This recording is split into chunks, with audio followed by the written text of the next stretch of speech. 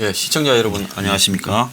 공정기획 박탈 분노연합 이종배 대표 나오셨습니다. 갑자기 이름이 생각 안 날 때가 좀 있어요. 예, 불러주셔서 감사드립니다. 예, 항상 감사드립니다. 야, 저 지금 뭐 패스트 트랙 때문에 난리가 났는데 난리 났죠. 예, 지금 공수처 예, 그 지금 관련해서 법에 충격 받았습니다. 저는 지금. 이종배 대표는 왜 충격 받았어요? 왜 충격 받았냐면요.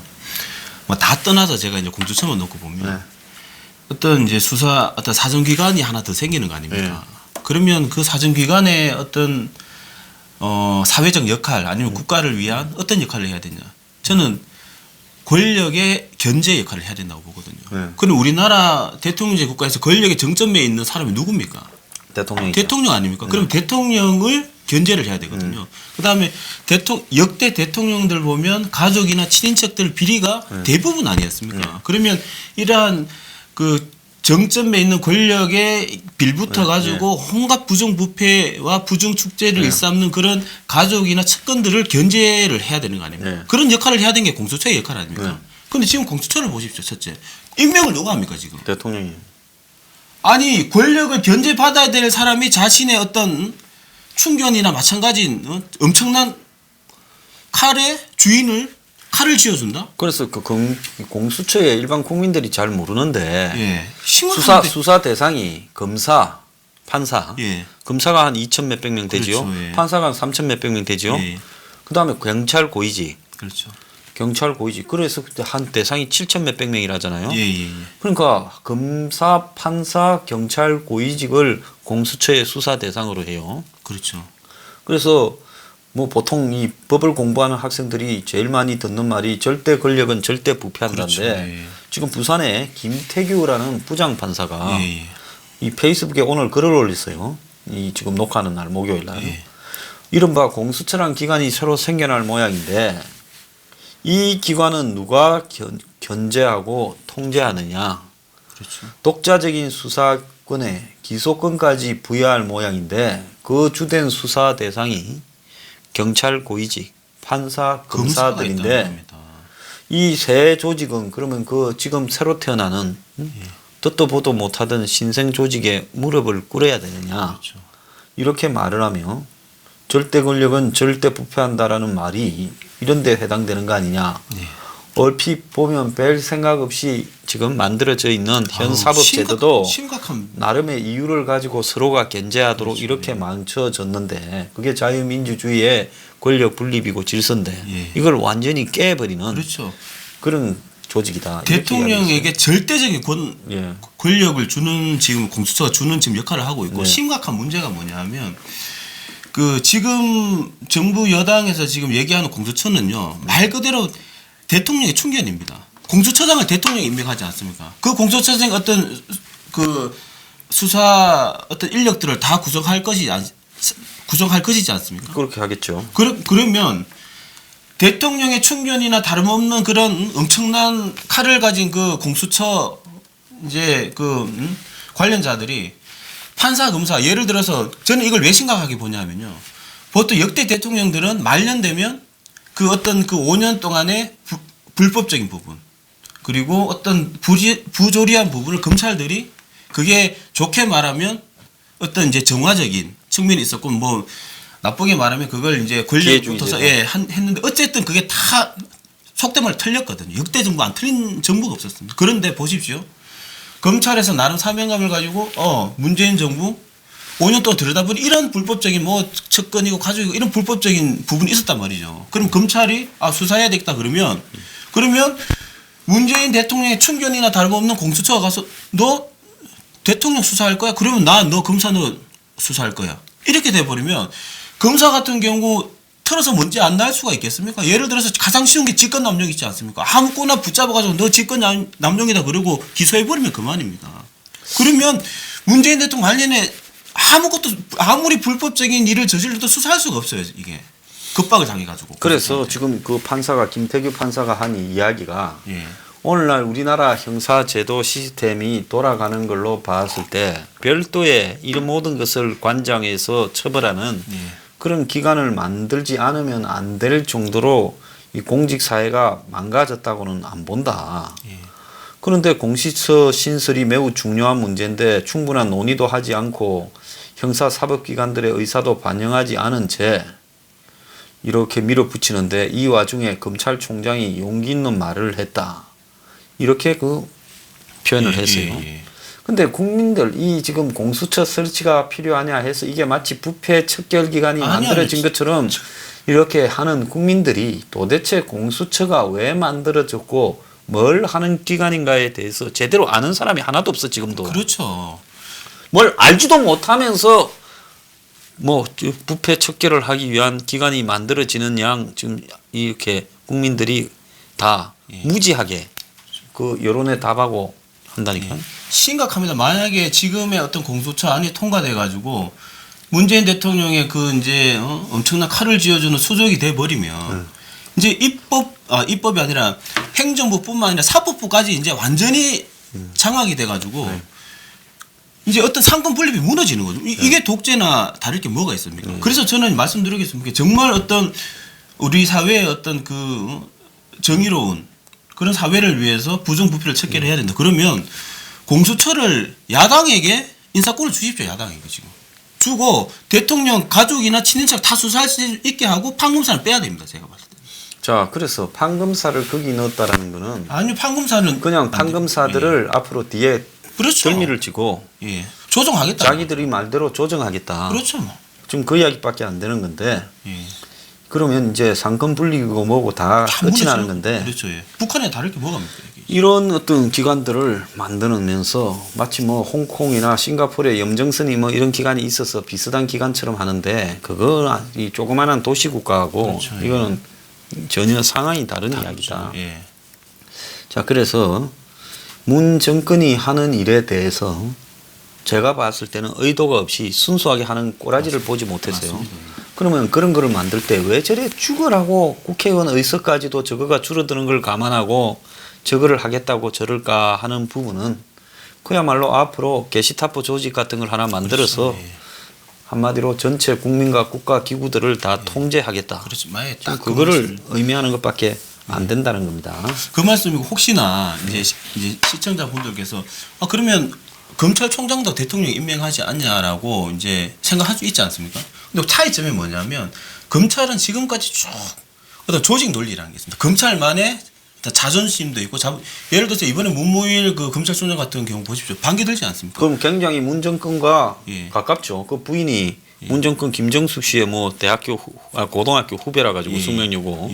그래서 발탁이 되고 어쨌다 할 정도지만은 그래도 이 사람이 사표를 내겠다고 그렇죠. 생각하고 예. 정면으로 반기를 들고 그렇죠. 또 심지어 검사 출신 민주당의 조홍천이나 금태섭이조차도 반기를 들거든.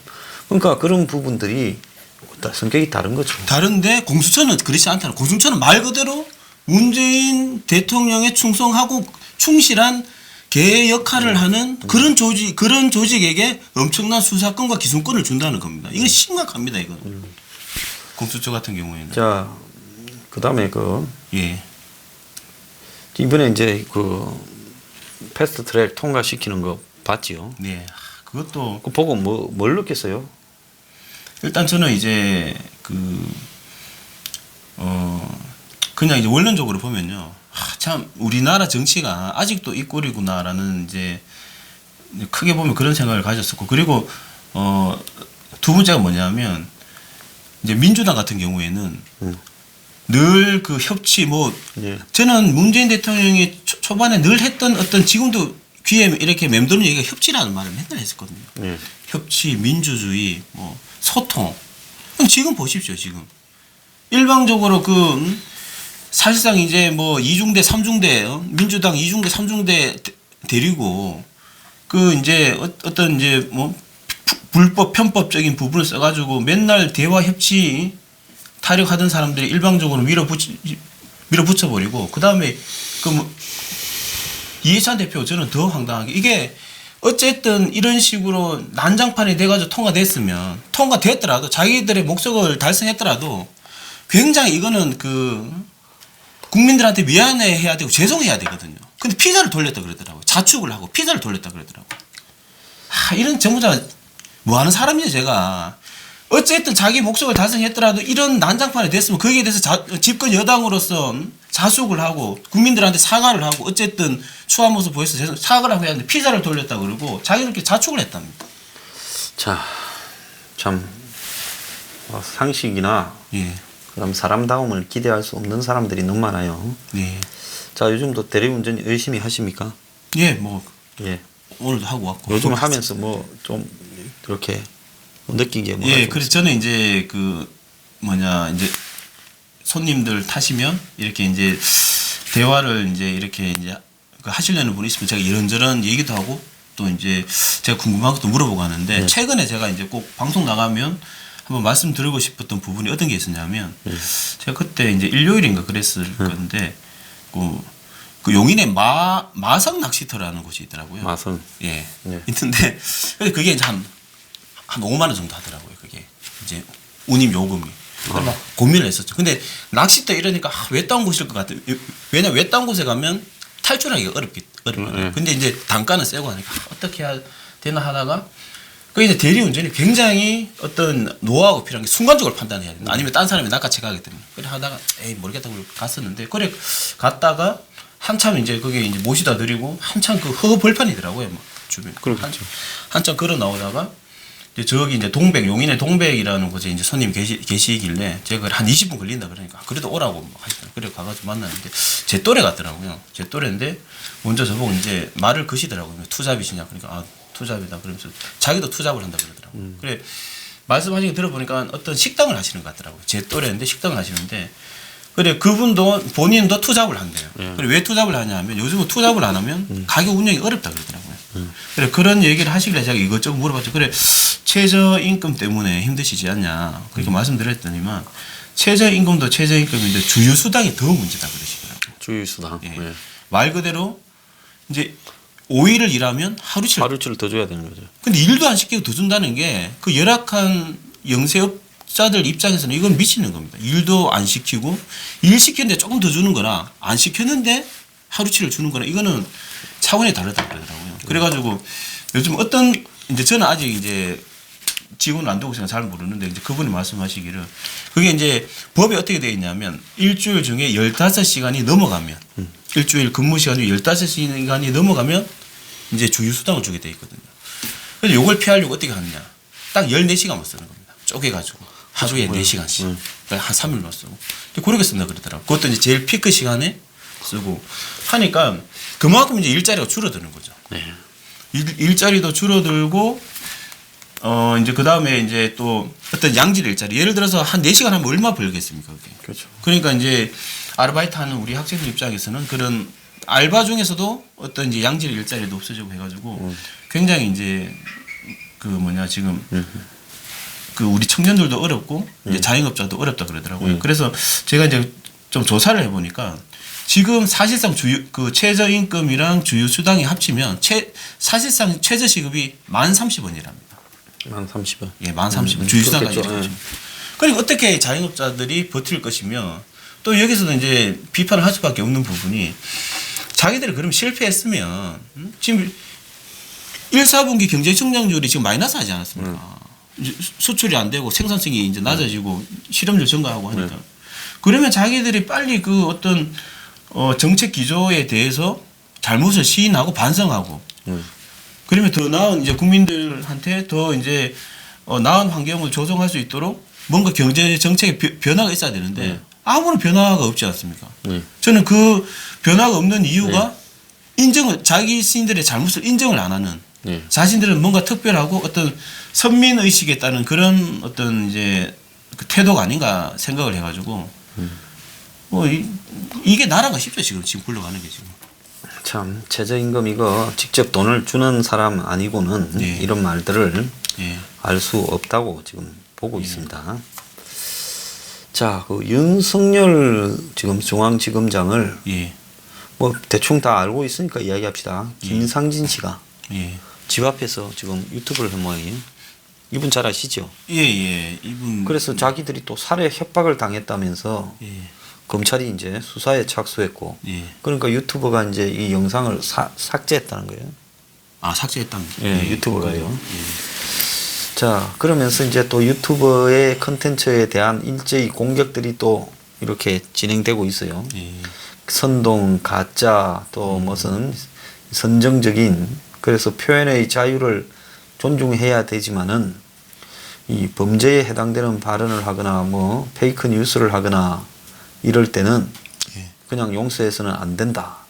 이러면서 이제 컨텐츠에 대해서 또 검증이 필요하다. 뭐 이러면서 또 강화를 하려고 그러거든요. 예. 자, 윤석열이 집에 앞에 가서 이렇게 방송을 해서 모르겠습니다. 이 속이 시원하겠지만 그렇죠. 이게 도대체 득실로 따져서 그래서 저도 어떤 이제 득실이 있을까요? 봤을 때 좀 이제 그 이분이 뭐 진정성도 있고 정말 어떤 투쟁력도 강하고 정말 이제 우파 쪽에서는 뭐 이제 정말 인재고 이런데 이런 식으로 저는 봤을 때 저는 저번에 그 한유총 이번에 뭐 해산될 위기에 예. 처했을 때도 등교 같은 그런 경우도 마찬가지 이번 경우도 마찬가지고 상대편은 꼬투리가 잡히면 이 약도 없습니다. 정말 집요하게 그걸 물고 늘어져 가지고 멀쩡한 것도 막 이상하게 만들어 가지고 막 잡아놓고 하는 사람들인데 꼬투리 빌미를 주면 웬 떡이냐 싶은 거죠 이 사람들은. 자, 그래서 안타깝죠 좀. 이런 부분에 예. 좀 투쟁하는 방법론에서 좀 정교함이. 이 세련되고 정교 좀 해제해야 된다. 안타깝죠. 왜냐하면 실제로 뭐 그 앞에서 가서 살해 위협을 했다고 윤석열이가 겁먹었을까요? 신변 보호 요청을 했다는데 쇼하는 거죠 심해. 쇼죠. 예. 차라리 윤석열의 무슨 비리를 찾아내거나 맞습니다. 윤석열의 뭐 문제를 찾아내서 공격을 해야지. 그렇죠. 그냥 추상적으로 나쁜 놈이다고 집 앞에 가서 이야기했다가 이런 식으로 사법 처리 예. 되지 않을까. 아니 속고소 갈 가능성도 있다고 봐요. 예. 안타깝기도 하고요. 자꾸 지금 때려 잡으려고 그리고 전부 보수 전체의 어떤 그렇죠. 시각을 저열하다라고 하는 몰아가려고 하는 그렇죠. 과정에 예. 선동하고. 그렇게 치명적이지 않은 부분이라면 굳이 이런 일로 이렇게 하실 필요는 없다 이런 생각도 듭니다. 뭐 각자 알아서 할 부분이지만요. 그렇죠. 이 정권이 지금 장난을 너무 치고 있기 때문에 이렇게 기왕에 이 정도로 각오하고 하려면 정권에 정말 비리를 잡아서 폭로하는 것이 낫다 봅니다. 그렇죠. 그거는 이제 우리 법치주의 민주주의 국가에서 정당한 거 아닙니까? 예. 그 어떤 이제 비리를 제보하고 수사를 하고 예. 사법 처리되고 그런 부분이니까 참 제가 공수처 말씀드리다가 한 가지 빠졌는데 그거 보충해도 됩니까? 예, 말씀하세요. 그래서 이제 일각에서는 이제 공수처가 만약에 통과되면 그러면 정권이 바뀌면 똑같이 이제 문재인 정권이 당하지 않냐. 그래서 뭐 그게 뭐 한데 저는 그게 아니라고 보거든요. 왜냐하면 박근혜 정권에서 하면 블랙리스트 아닙니까? 근데 현 정부에서 하면 체크리스트입니다. 네. 똑같은 걸 해도. 마찬가지로 만약에 지금 공수처가 생겨가지고 문재인 정권이 엄청난 무지막지한 칼을 휘두르지 않습니까?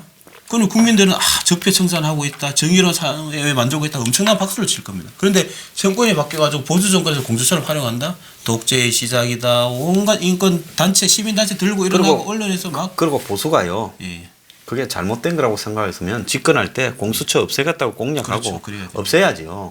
저들이 이런 식으로 해서 법치를 파괴한다고 그렇죠. 요구해놓고 뭐 보수가 집권해서 또다시 법치를 파괴하는 일을 하면요. 그렇죠. 예. 정말 수준이 같아지는 예. 겁니다. 그래서 그게 이제 뭐 정권이 바뀌면 마찬가지 아니냐라고 생각하면 안 됩니다. 이건 무조건 없애야 될. 잘못된 거는요. 예. 정권이 바뀌어도 잘못된 거고. 한국당 한번 보세요. 맞는 국회 선진화법을 만들 때 생각을 좀 했어야죠. 그렇죠. 대한민국 국회 수준에서 그렇게 국회에서 날치기 하는 거를 갖다가 무조건 막는다고 그걸 처벌한다 할 그 필요가 있었겠느냐. 그렇죠. 적당히 몸싸움도 하고 적당히 진짜 진을 뺄 만큼 빼고 통과시키는 게 맞을 수 있다. 그렇죠. 예. 그러면 그때 무슨 국회에서 조금만 방해하면 처벌한다라는 부분을 했다가 이제 자승자박이 돼버렸잖아요. 자박이 돼 있죠. 그래서 뭐든지 할 때는 입장이 바뀌었을 때 어떻게 할 건가. 그렇죠. 역지사지해서 하는 것이 맞다 봅니다. 그리고 저는 개인적으로 이제 보수가 어려워진 원인 중에 하나가 저는 선진화법이라고 봅니다. 예. 그럼 5분의 3이부터 시작해서 그렇게 복잡하게 만들어 가지고 한마디로 되는 것도 없고 안 되는 것도 없는 국회를 만들었다. 그건 뭐 안타깝다 생각합니다. 그렇죠. 자, 그 며칠 전에 예. 이 저소득층 미혼 청년 41만 가구가 예. 평균 월세 32만 원, 아. 7평 집에 산다는데 저는 서울에서 이 평균 월세 32만 원 가지고 얻을 수 있는 집이 어떤 수준입니까? 일단 요거는 이제 동네마다 좀 다르게 봐야 돼요. 예, 물론 그렇겠죠. 일단 뭐 웬만한 잘 사는 동네 32만짜리 거의 없을 겁니다. 아니면 고시원이거나. 보증금 578만 원에 월세 31만 5천 원이래요. 네, 없고 그나마 제가 봤을 때 싼 동네가 여기 신림도 고시촌 같은 그 경우. 옥탑방이나 반지하는 어떻습니까? 지하나? 거기는 한 5만 원. 25만 원, 30만 원. 제가 이런 거 밝혀도 되는지 모르겠는데 네, 괜찮습니다. 제가 이제 보증금 50에 27만 원 원룸에 살고 있거든요. 네. 근데 뭐 괜찮습니다. 안에 화장실도 딸려 있고. 화장실이 있어요. 예, 화장실 딸려 있고 뭐 자고 책도 쌓아놓고 뭐 충분히 공간이 되는데 이제 실용적인 창문은 있어요? 창문도 있고요. 창문도 좋네. 있고, 예, 그리고 뭐 반지하도 아니고. 근데 제가 이게 한 2년 전에 들어갈 때 그때 이제 지금 왜 그 약간 특수한 경우입니다. 실내는 왜냐하면 학생들이 굉장히 거의 다 빠졌어요. 거기 빠져가 이제 고시생들이 전부 그렇죠. 공시생들이 전부 노량진으로 가버리니까. 예, 가고 사시생들이 없어지면서 빠지고 하니까 그러니까 공시율이 그게 많으니까. 집값이 아주 그렇죠. 월세가 떨어지겠네. 했는데 그래서 이제 그거는 이제 신림동 고시촌이라는 좀 특수한 지역이고 대부분은 뭐 강남 같은 데는 좀 일단 고시원이 30몇만 원, 35만 원 이런다 그러더라고요. 그래서 보통 사람들이 이 월세가 자기 소득의 30%가 넘어가면 예. 이제 그건 완전히 주거 빈곤에 속한다는 거거든요. 그렇죠. 예. 그래서 미혼 청년이고 예. 본인이 지금 그래서 이 평균이 32만 원 7평짜리야. 7평이면 얼마나 합니까? 이 7평도 뭐 공용 면적 이런 거 이거 빼기 전일 거예요. 예, 예. 7평이면 거의 눕고 팔 이 대표 방은 몇 평쯤 될까요? 제 방은 한 4, 5평 되지 않을까요? 물어보지는 않았어요. 4, 5평이요? 예, 예. 그래서 지금 현재 예. 우리 사회에 결혼하지 않고 우리가 오늘 좀 이야기를 해보려는 예. 자식도 안 놓겠다 하고 그냥 혼자 살아가겠다. 그런데 또 직장에 취직은 할 수 없는 대량 실업 사태에서 지금 오늘 목요일인데 그 중앙일보에서 특집을 했어요. 예. 2050년에서 온 경고해가 2050년이 되면 그리 될 거라는 거예요. 근데 2050년이 많이 남은 게 아니라 맞습니다. 30년 뒤에요. 예. 재수 좋으면 나도 그때는 살고 있을 가능성도 있고 몸이 비리비리해서 살지 모르겠지만 살- 이 대표는 충분히 그때 이 대표는 30년 뒤에 뭐 70 70이잖아요. 예. 예. 그때 이제 출산율이 거의 0.8 이하로 인구가 줄어들고 그러니까 멀쩡한 가족들 뭐 4인 가족 이런 거는 이제 없어지고 예. 그다음에 AI가 이제 상용화되고 인공지능이 직업이 절반쯤 사라지고 그래서 완전히 대부분이 실업자인 거죠. 그래서 생존이 우선이고 그래서 각자가 작자 도생해서 살아남는 개인주의 사회고 그리고 그런 어떤 사회에서 결국은 이제 무시무시한 한마디로 서로가 서로를 이렇게 밟아야 살아남는 양극식. 예. 그런 우리가 이 뭐라 그러나 뭐 SF 영화에 디스토피아를 바라보는 그런 시대가 열린다는데 이거 어떻게 좀 이런 걸 이야기 들을 때마다 좀 느낌이 어떻습니까? 어떤 느낌이냐면요. 그래서 저는 국가 지도자가 중요하다고 생각합니다. 뭐냐면 이렇게 멀리를 내다보고 지금부터 이런 준비를 한 국가랑 하지 않은 국가랑 저는 그래 생각. 인간이 태어나면 뭐 누구든 태어나서 죽지 않습니까? 그러면 사는 동안은 정말 인간으로서 어떤 이제 존엄과 가치를 지킬 수 있도록 또 행복한 삶을 살 수 있도록 이제 개인도 노력해야 되지만 국가도 그런 이제 환경을 만들어 줄 수 있게 시스템을 만들어야 되는데 그런 측면을 봤을 때 이제 이러한 끔찍한 사회가 올 것이라고 지금 예상이 되지 않습니까? 예. 그렇다면 이런데 의식이 있고 또 지식이 있고 이러한 이제 인재들을 잘 활용해 가지고 이제 최대한 피해를 줄이고 이제 그 극복할 수 있는 그런 지도자가 나타나서 대비를 해야 되는데 맨날 지금 뭐 서로 싸우고 멱살 잡고 싸우고 뭐 공수처가 어쩌고 진짜 한 30년 후에 웃길 수도 있을 것 같습니다. 이런 걸로 국회에서 뭐 그래서 빠루 들고 싸웠다 이런 게. 그래서 그건 전설을 이겼죠. 예. 그래서 지금 우리가 뭐 영화 같은 데 보면 나는 전설이다 이런 것처럼 혼자서 개 데리고 살고 예, 맞습니다. 서로가 이제 서로를 잡아먹으려고 드는 그런 사회에서 살아갈 수밖에 없을 건데 그러면 사회 어느 구석에서는 그런 걸 대비해서 예. 인구가 없어지는 거, 그렇죠. 또 지방이 거의 파괴돼서 요즘 지방 도시들이 거의 다 무너지는 거, 군 단위가 다 사라질 거예요. 그렇죠. 그러면서 이제 애들이 멸종한 시대. 그 영화 칠드런 오브 맨인가 보면 세계가 이제 앞으로 미래에 가까운 미래에 이 뭡니까 폭동이 행행하고 나라마다 군대나 치안 기능이 마비되고 예. 막 이민들이 그래도 조금 이 살만한 나라로 몰려들고 치안 기능이 좀 있는데도 예, 그렇죠. 그리고 애들을 낳지 못해가지고 사람들이 예. 생식 기능이 없어져 버려서 애가 이제 거의 기적인 거예요. 그런 사회를 이제 모산 영화가 칠드런 오브 맨이에요. 대단히 잘 만든 영화인데 지금 이 한국도 앞으로 지금 어쩌려고 이러는가. 그래서 저는 예. 그래서 지금 우리가 내가 조금만 더 이야기하면 보수 진보 이렇게 따지는데 이런 걸 넘어서서 넘어서야죠. 보수가 청년들의 주거 문제나 최소한의 이 생계 문제, 결혼 출산 문제에 대해 이게 나는 핵심적인 가치로 접근하지 가치. 않고는 이게 보수가 앞으로 집권할 수 있겠느냐. 맞습니다. 맞고요. 집권 못할 거라 보여요. 제가 이제 이 방송하면서 제가 많이 배우지만 이번에 하나 제가 깨달은 점이 뭐냐면 이제 소장님께서 저희가 이제 저출산 문제에 대해서 이제 고민을 많이 하지 않습니까? 예. 그 중에 하나의 해법으로 집 문제를 해결해야 된다라고 말씀을 하시면서 또 뭐라고 말씀하시냐면 이런 나를 자파라고 한다. 또 보수 측에서는 라고 말씀하셨는데 저는 이 말씀을 꼭 드리고 싶어요. 어떤 이제 국민들 먹고 사는 문제에 있어서 좌파 우파를 따져버리면 예를 들어서 저는 박정희 대통령 보십시오. 의료보험제도 보십시오.